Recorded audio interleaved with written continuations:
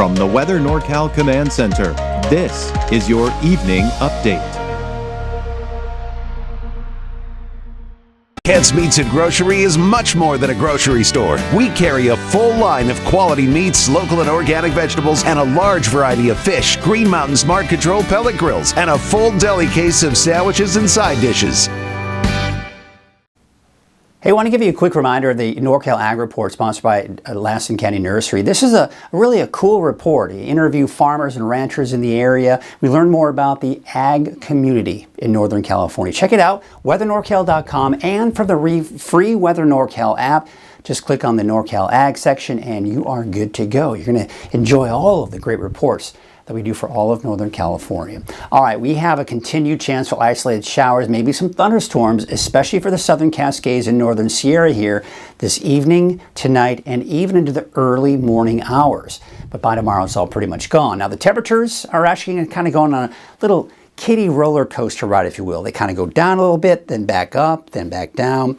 Just kind of hovering and averaging out around 100 degrees, quite honestly, here as we go to the next 7 to 10 days. Now, the fire danger is going to be a bit higher than we'd like it to be for Modoc County and the eastern mountains, in particular eastern Lassen County. We'll take a closer look at where the red flag warning is.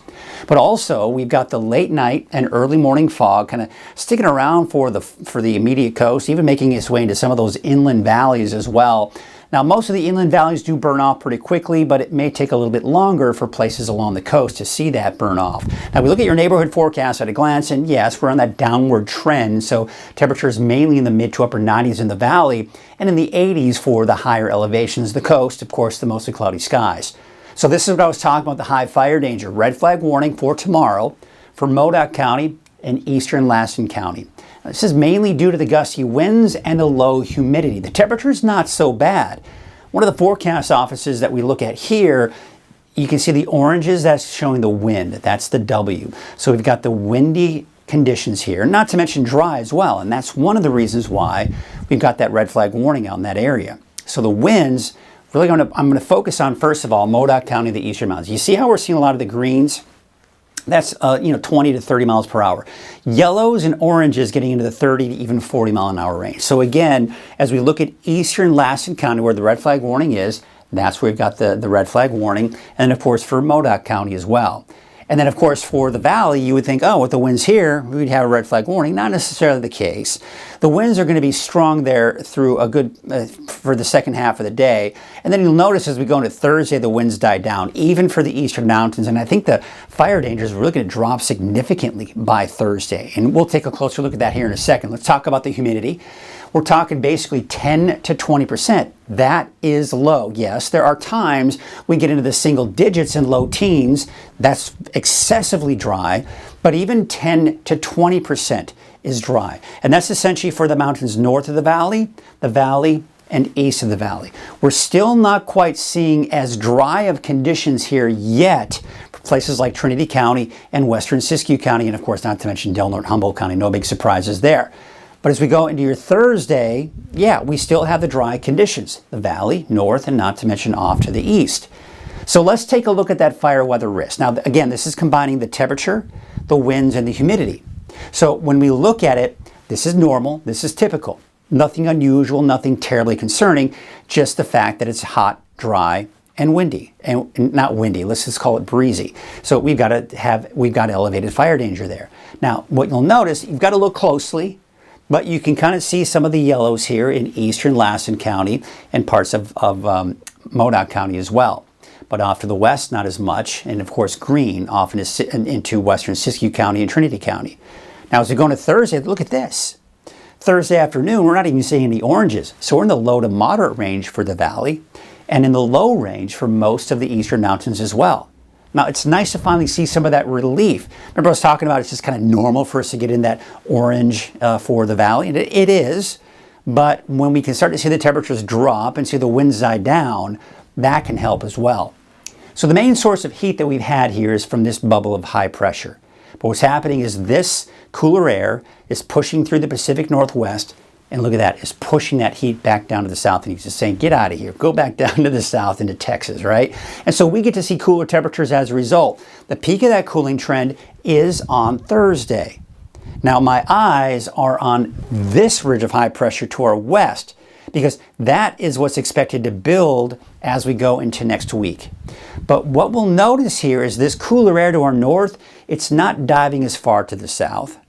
And the heat, both to the west and even to the east, both of those are having a hard time building into Northern California. So we kind of level off between the two, between the colder air and the hot air. And as a result, we still see these hot temperatures. And it kind of averages out around 100 degrees in the valley, give or take, and that's why we're seeing the up and down, but that mini roller coaster ride, if you will. All right, so the monsoon moisture is something we got to talk about. That's what we saw today. But I had a friend text me earlier today saying, hey, is this cloud cover that we're seeing coming from the southwest? And I explained to him, yes, it's coming from the desert southwest, the Four Corners region right here. The monsoon moisture has returned for the season over the desert southwest. Now, sometimes that moisture, it's warm subtropical air, essentially what it is. Okay, so what happens is sometimes the circulation around that high, if that high is positioned just right and we can get the flow just right, what it can do is take some of that subtropical air, that monsoon moisture, rotate around that area of high pressure, and then kind of swing into Northern California. And that's exactly what we saw here for today. We saw kind of a little burst of energy kind of rotate around that area of high pressure. It was a batch of clouds that moved through starting in the morning and eventually forced through the day. Now, some of us saw a few showers, some of us saw some heavier rainfall, but most of the lightning strikes, as you can see right here, were in the southern Sierra Nevada and in Nevada as well. That's where most of the lightning strikes were. Now granted, we still are seeing a chance for a few stray showers here and there, but the thing is, that area of high pressure I was showing you, that's going to be shifting eastward here basically as we speak. It's doing that now. So as it does that, most of the rain and thunderstorms, if we see them develop here, are going to be off to the east. So as we go to 11 o'clock tonight, I mean, yeah, there may be a stray sprinkle left over for parts of the valley. And quite honestly, even this evening, into the early overnight hours, can't rule out even an isolated thunderstorm in the valley. We'll see.